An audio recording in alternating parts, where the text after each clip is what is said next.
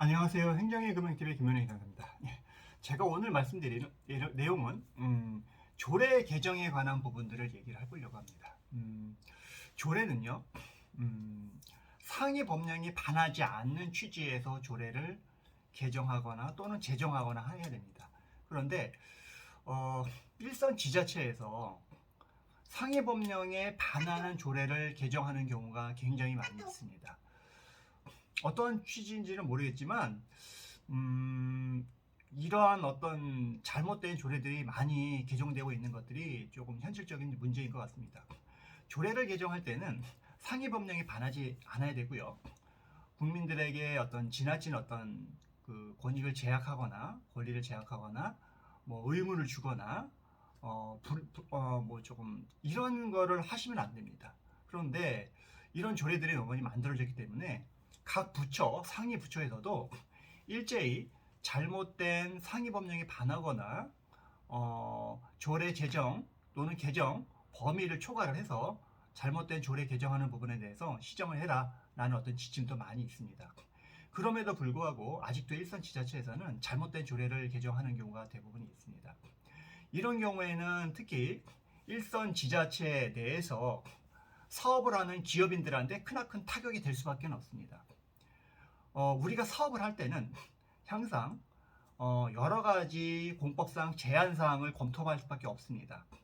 국토의 이용의 감압률이라든가 소음진동관리법이라든가 대교환경법, 수질법, 다양한 법률을 검토를 해야 됩니다. 하나의 공장을 설립을 하든 어떤 사업을 하든 그런 것들이 조촉되면 안 되는데 상위 법령에 뭔가 문제가 되거나 하는 것들은 상위 법령으로서 그런 것들이 어느 정도 그 국회를 통해서 만들어진 부분이기 때문에 그런 것들은 뭐라고 할 수는 없겠지만 그런 것들은 뭐 혹시라도 문제가 되면 국회에서 다시 개정을 해야 되겠죠. 그런데 문제는 조례라는 거는 항상 상위 법령에 반하지 않도록 해야 되는 부분이거든요.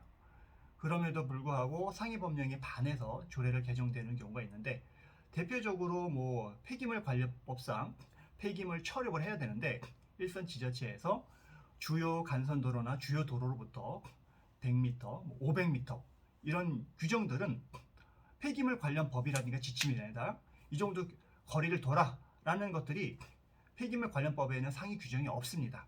그런데 일선 지자체에서는 국토의 계획 이용에 관한 법률에 특정 규정에서 그런 규정이 상위법이 있다라고 해서 그런 조례를 만드는데 꼼꼼히 법리를 검토해 보면은 그것도 해당 국격법이나 이런 부분에 대해서 정확한 위임 규정이나 이런 것들이 없는 것들이 굉장히 많이 있습니다. 우리가 조례를 개정하려면은 범위라든가 어떤 내용이라든가 이런 부분들을 큰 상위 법령에서 어느 정도가 정리가 돼서 이런 부분들을 시행령이나 지침이나 아니 뭐 이런 조례라든가 이렇게 만들어 그 상위 법이 근거가 있어야 되는데 근거가 없이 되는 경우가 굉장히 많아요. 이런 경우에는 사업을 하시는 분들은 굉장히 고통스러울 게 없습니다. 그래서 상위 법령에 반하는 걸로 인해서 인허가 처분이 불허가가 나거나 그러면 그 불허가 처분에 대해서 행정심판을 하거나 행정소송을 해서 다퉈서 그래서 바꾸는 경우가 굉장히 많이 있죠. 그래서 행정심판을 하든 판결이 바뀌어버리면 그거 관련해서 해당 과에서는 잘못된 법률을 적용하는 부분이기 때문에 해당 지자체 내에서 다시 개정안을 만들어서 해당 시의회에 보내서 상임위나 본회의를 통과해가지고 법이 만들어지는 경우가 있습니다. 아니면 뭐 잘못된 이런 법령의 판결이 나왔으면은 보통은 지자체에서 이렇게 해서 얘기하는 경우도 있고 아니면은 뭐 주민들이 잘못된 부분을 시의원한테 어떤 판결이 나온 거 있으면은 이거 발의를 해라 잘못됐다라고 해서 시의원이 발의를 해서 뭐 다시 이제 본회의를 통과해서 이제 바꾸는 방법도 있죠. 이런 것들은 가장 기본적인 방법입니다. 가장 일반적인 처리는 조례를 개정하는 방법은 이런 식으로 좀 처리를 하고요. 좀 뭐 소송을 통하거나 아니면 행정심판을 통하거나 이거는 좀 시간이 많이 걸리니까는 이런 경우도 있습니다. 그 예를 들면 뭐 환경부나 뭐 행자부나 이런 그 상위 기관에서 밑에 일선 지자체에다가 잘못된 조례들 일제히 시정하세요. 근데도 안 하면 이런 부분들은 행정감사 대상이 될 수 있는 부분이거든요.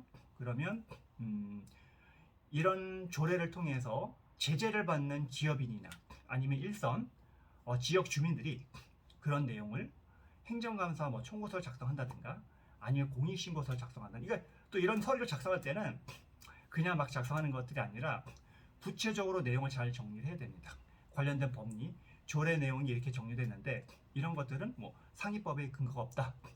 근거가 없는 규정에 대해서 정확하게 법리적인 내용을 잘 써서 그 상위 기관에다가 감사를 하든 공익신고를 넣든 해서 그분들이 판단했을 때 이게 정말로 상위 법령에 반하는 조례네 라는 부분들을 인식할 수 있도록 여러 가지 이제 법리적인 부분을 잘 구성을 하고 그 법리를 뒷받침할 수 있는 또 다른 어떤 근거 자료를 잘 준비를 하셔서 해야 될 것 같습니다.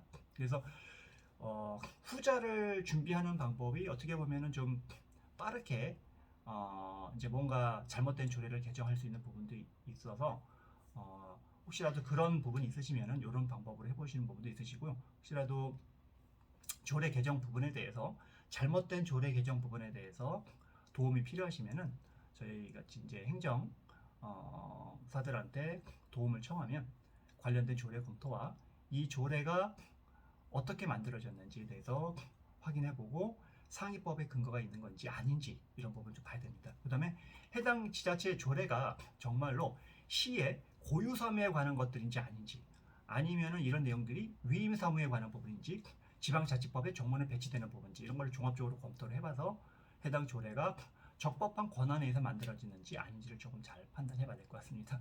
좀 두서없이하게 말씀드리긴 했지만은 핵심 요지는 방법은 우리가 이제 조례를 개정하는 방법에 대해서 조금 오늘은 좀 얘기를 해본 건데 뭔가 이제 소송을 제기해서 그 판결해서 해당 조례 어떤 무효 확인을 받는다든가 그 처분에 대해서 잘못된다든가 이 처분을 이렇게 했는데 그 처분에 근거한 조례가 어떤 무효임이 기초에서 된 부분이기 때문에 이거는 잘못된 처분이다 라고 해서 판결을 받든가 이런 것도 좀 시간이 많이 걸리죠. 그렇기 때문에 잘못된 부분에 대한 법리 검토를 잘 해서 그런 부분들 저희가 행정사단에서 도움을 받아서 내용을 공익신고든 행정감사 청구서든 작성을 해서 상위기관에 넣어서 상위기관에서 검토를 해서 그 부분이 잘못되면은 지자체에다가 이걸 하거든요. 각 법률에 대한 각 법률에 대한 어떤 그런 조례들은 해당 과에서 그 내용을 개정해서 바꾸도록 되어 있습니다.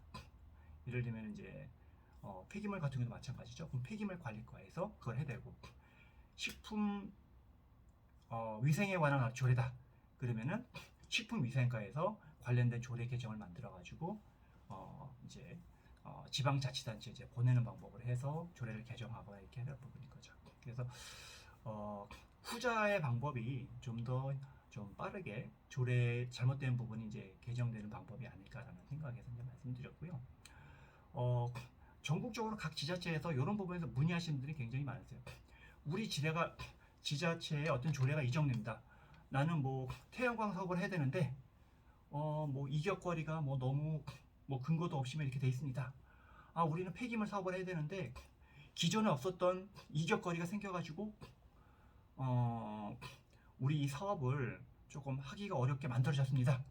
이런 문의들이 많이 오거든요. 그러면은 근본적으로 그걸 확인해 볼 법은 그러면 조례가 정말로